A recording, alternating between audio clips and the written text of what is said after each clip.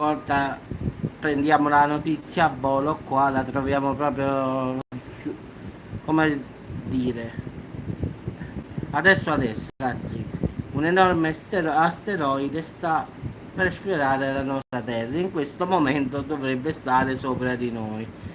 Quindi in effetti questo asteroide è il doppio della piramide di Giza, quindi è potenzialmente pericoloso e già sta sopra le nostre teste, quindi speriamo che vada via e non impatti, anche perché è stimato tra 120 e 160 metri e 260 metri di diametro, quindi il passaggio è dopo le 17 di oggi, quindi calcoliamo che sono quasi le 19, sta alle nostre teste questo coso che sta viaggiando e si chiama 2010 PK9 e quindi si sta avvicinando alla velocità di 59.000 km orari.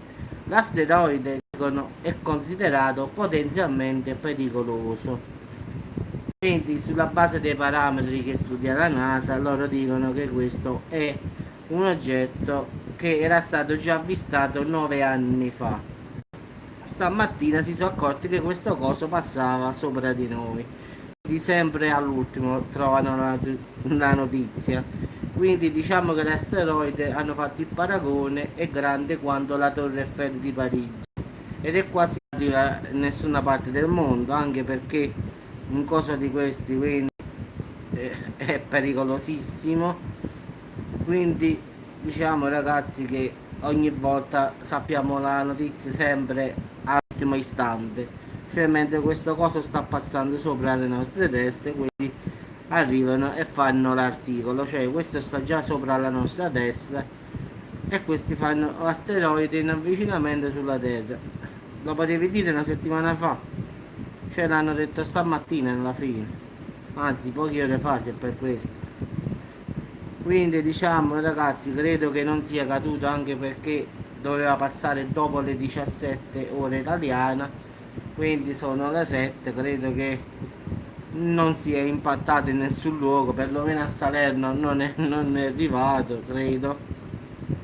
Quindi non si sa se è passato o no, quindi non lo so ragazzi, vi dico una bugia.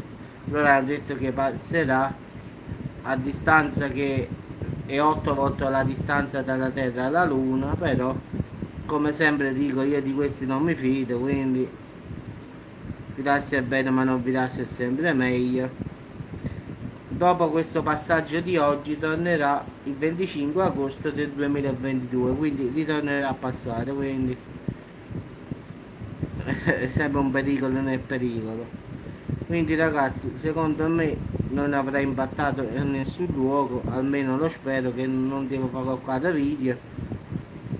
Quindi perlomeno sta sopra le nostre teste, però ragazzi non sappiamo più nulla, solo questa è la notizia che io ho letto purtroppo in un articolo in inglese di questo asteroide che oggi stava sulla nostra terra, oggi dalle 17 in poi, quindi sta sulla nostra testa in effetti, quindi credo che è passato già, quindi pensa un po', lo dicono all'ultimo istante quando già sta passando. Hanno detto che era potenzialmente pericoloso, quindi perché passava vicino all'atmosfera che potrebbe attirarlo come sempre, quindi speriamo che non sia atterrato in qualche altra parte, quindi speriamo sempre che è così. Quindi ragazzi, come sempre queste notizie arrivano proprio all'ultimo istante, cioè e pensare che questo stava sopra di noi e nessuno sa nulla.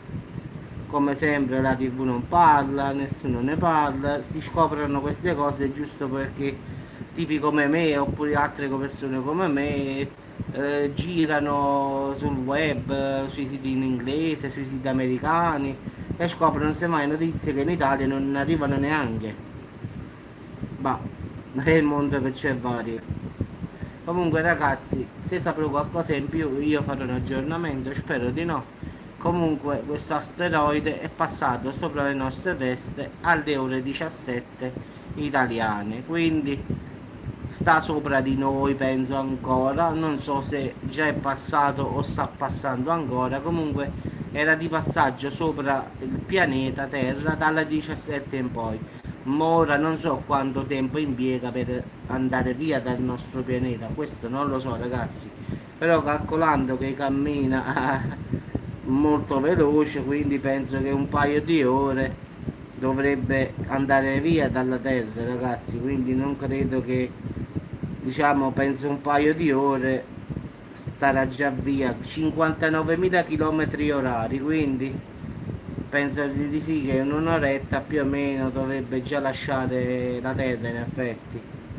Però in caso di qualche cosa ragazzi spero di non fare un aggiornamento brutto, quindi se non farò nessun aggiornamento non ci sarà stato nessun danno, perlomeno qui in Italia non si sa ancora nulla.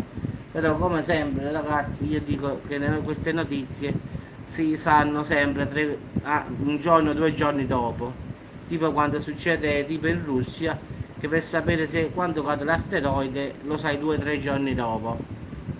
Quindi speriamo che non ha colpito nessuna parte della Terra. Vabbè ragazzi vi saluto, mi faccio un altro caffettino così tanto per riprendersi un po', che fa troppo caldo ragazzi, e ci sentiamo più tardi al massimo. Ciao a tutti ragazzi.